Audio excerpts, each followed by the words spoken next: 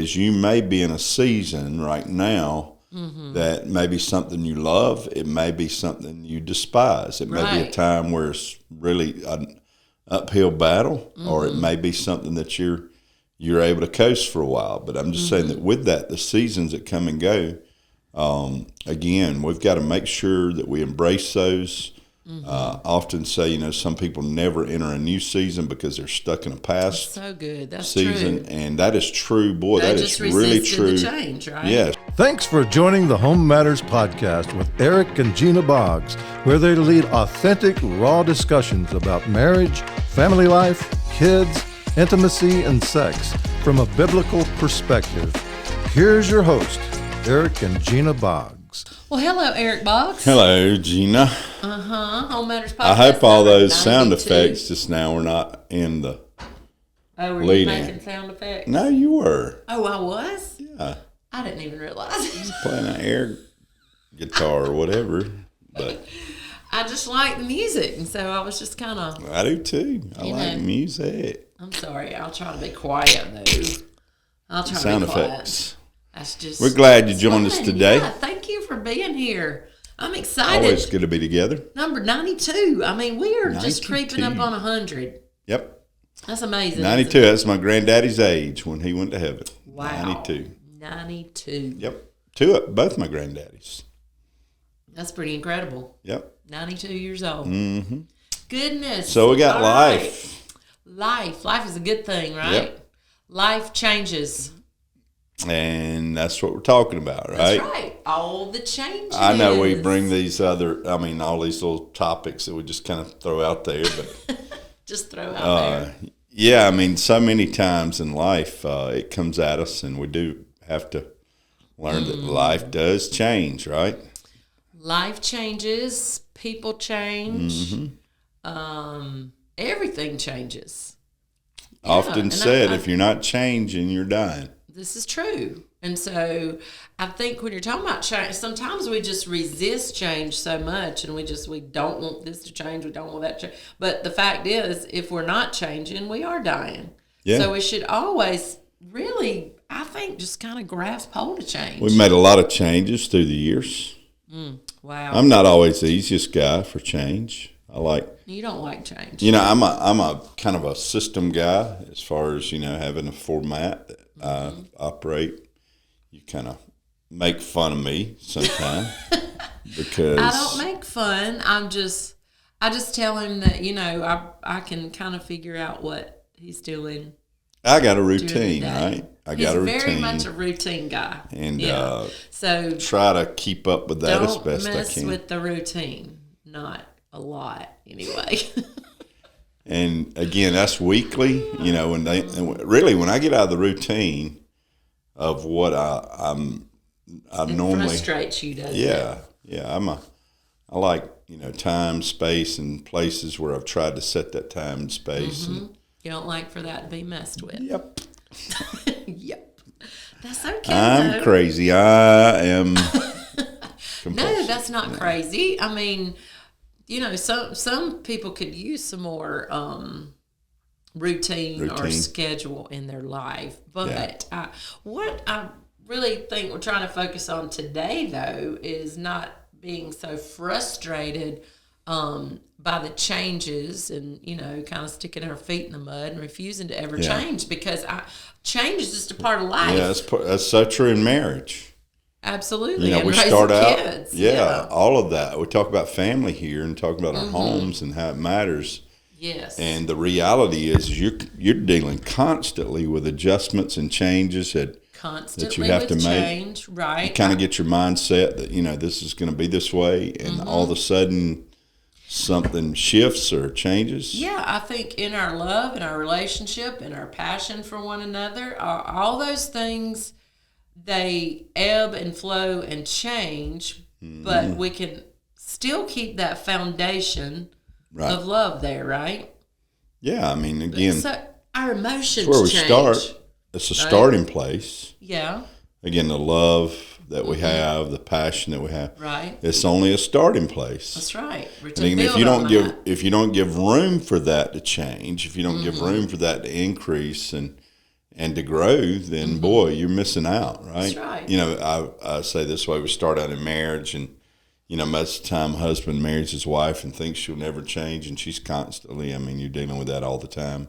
Always changing. Yeah, every 28 days or something, you know. That Less than that sometimes. Yeah, and then the wife, she marries her husband and thinks, I'm going to change him. And he never does. He's just stuck, you know. That's why I am the way I am. But again, you know, you got these changed. grand mindsets, you know, these concepts that we carry into life sometime that just really are not practical. They're surely not, they're surely not effective, you know, when it comes to these mindsets when we go in and think that this is the way it's going to be. Right. So when we have to deal with change, it can be a struggle sometimes. Right. It can be frustrating, you know, especially when the change is not the kind of change we would have liked. But yeah, even in the day-to-day, I think, well, it's proven, you know, that couples, you know, when that first baby comes along, that's a huge change. We're so excited for the new baby. We can't wait until the new baby gets here. And then the new baby gets here, and we're like, wow, we didn't realize it would be exactly like this. I didn't know adjustments, I didn't know I would never sleep again. I didn't know we'd never get to go on a date again. You know, all these things we didn't know. Job changes, you know, there are things that happen. There's grief. Well, again, you get married, immediately you begin to deal with adjustments. Right. Usually 3 years, you know, that first 3 years are major times of adjustment. Major time, right. And if we're not careful, we can kind of get stuck or something we don't like or something that we didn't foresee. Right. And I always say, and I used this quote last week, but again, the road twists and turns, it bends. And, absolutely, it will. You know, it won't be the end. The bend won't be the end unless you don't make the turn. You make the adjustment. That's so true. And that is so important in life that you realize that, man, life is full of changes. It is full. Will always be. But those changes bring opportunities. Yeah, as they well do. For growth. But if you don't make those changes, then everything becomes stale and stagnant and dead. And boring. Yeah. Right? Right. Because, again, our human bodies are constantly changing. I've always said, you know, your body's always casting off dead cells and birthing new cells. What is it called? That's a good thing. Oh, and you replenishing of cells in your body. That's not my forte. Well, it's a word for it. If I could recall, if I'd had a better biology teacher, and I don't even remember who it was. So just in case there's a teacher out there that thinks I'm talking about them, I'm not. But I don't even remember who taught me biology. And that is probably not on the teacher either. Can I just throw that in there? Probably not. That could have been all on you. I do remember. I do remember my biology teacher early. I can say that science, biology early. I do remember that. But anyway, that's before some bad changes were made in my life. But either way. You know, changes. Our love as we grow together is something that, you know, every day we have the privilege of allowing these opportunities for adjustments to be made, and we grow together. And we grow in those. I think that's what it's so important to focus on, because, man, when you get hit with all those changes and all those adjustments, it's easy to say, you know, I'm tired of that. I mean, can we just not have any more change for a while? But if we can keep, you know, in the forefront of our mind that is growing us together. I know, and we've said it a lot, you know, I loved you when we got married, but because of all the changes, all the things we've gone through, the good, the bad, she didn't know even how the ugly. amazing it would be. She didn't realize. I mean, I love the love that I had for you. How I know I'm just awestruck at you all the time. I love you so much more now. I know what you mean. Yeah, and it's because of the changes. It's because we raise kids together. Yeah. You know, it's because we had times when we didn't know how we were going to pay the bills, and we were able to. God blessed us. The things that everything that we've gone through, every need supplied, right? Every single time, and just the beauty of that. And we know Eric and I have a personal relationship with elderly couples. One couple really that the wife just passed recently, married. I don't even know. I don't remember how many years, but decades. I think it was 71 decades. years. It was 70 something. I'm pretty sure. Another couple just recently, we were at a service and said they had been married 67 years. Yeah. And you just think about. Eric and I, we're 37 years in. But some of these couples have almost doubled what we've done. Yeah. And to think of the changes that we've been through and then think, man, 30, 40 more years of changes. I think change is happening at a more rapid pace in terms of our society and the world we're living in. Yeah. I think we're having to make adjustments all the time. I think they're coming at us quicker than they ever have before. And again, when it comes to marriage, if you're not careful, some of those changes that are going on around you can affect what's going on with you. And again, it's something that we have always tried to embrace. Hey, let's make the adjustments that are necessary, that are needed for us to be functional, productive. That's right. And again, in love. Yeah, and in love, and remain in our love. Relationship. And my passion. grandparents, I mentioned a minute ago, are 72 years. Isn't that amazing? Married 72 years, and I think, boy, what a change in their world. They came from a place where the they industrial. made a lot of changes. Yeah, but to see the love that's grown, that they still, would hold hands and were still had passion and compassion for one another, just growing in that. I just think it's so important that we don't allow, the changes in our life to disillusion us, to overtake us, so that we just say, all right, I can't take all the changes anymore. Yeah. You have changed. You changed. I have. You have changed. I hope it's all been good. So good. You've changed in some amazing ways. I'm just saying that. But listen, we talk about seasons, and the reality is you may be in a season right now that may be something you love. It may be something you despise. It may be a time where it's really an uphill battle, or it may be something that you're able to coast for a while. But I'm just saying that with that, the seasons that come and go, again, we've got to make sure that we embrace those. Often say, some people never enter a new season because they're stuck in a past so good. That's season. True. And that is true. Boy, they that is really true. The change, right? Yeah, it's really true in marriage.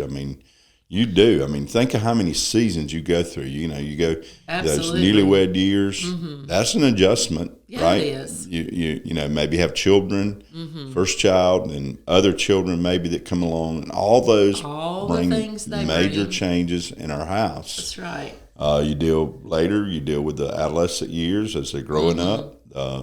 You deal with parent issues. So true. From you're parenting. Trying to navigate together. Yeah, you're parenting them, but also when I say parent issues, I'm also thinking of, as our children grew older, our parents were growing older.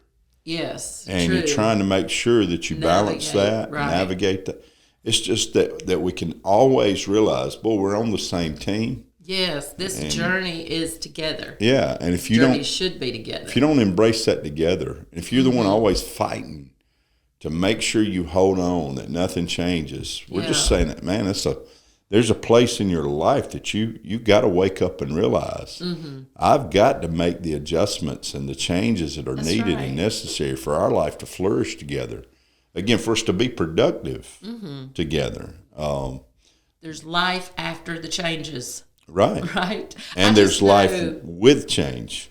Yeah, absolutely. I just know when our kids were coming up, sometimes it'd be easy when you really realized how fast they were growing to get sad in that. And even now I go back and look at little videos or whatever, and I'm just like, oh my goodness. That went so fast. And you always wonder, what's the next season going to be like? Yeah. But man, I can say 37 years in, I'm still having a ball. I'm enjoying the change. Someone was sharing with you just recently, I read the article as well, but how it talks about our most productive years Yes. And I was surprised read that some of that. the studies that have come back that actually lead into a place where I've read before too, and I don't know these stats. I know they can be slanted or skewed by whoever they're doing the surveys or gathering information from, but I always was told that the 50s are our most productive years. But according to this article the other day, our 60s and our 80s can be some of our most productive years. Yeah, and to think that, I'm pretty excited. You pretty excited? Yeah, I am. To know, hey, It said the average. That article said the average age of major I don't want to say Fortune 500 CEOs. The average age of CEOs of major industries is 67 years old. Now, and I don't know exactly what group that was, but it was 67. Right. I was shocked by that. Yeah, you just retirement age is usually considered 65, or it used to be. I know it's getting older. Yeah. According to the way our government's handled Social Security and retirement, and the way things have gone in our society. Again, I just think that when I look at that, I think, man, if we make the right changes, and we make right adjustments along the way. There's a lot. You're not done yet. There's That's lot exciting. In front of us. Yeah, we're not done yet. Yeah, I'm 59, so I'm glad I'm hearing that, man. In our 60s, we're still very productive. And really, when you look at it, when you think about it, that is, when I look around at the people in my life that have major impacts.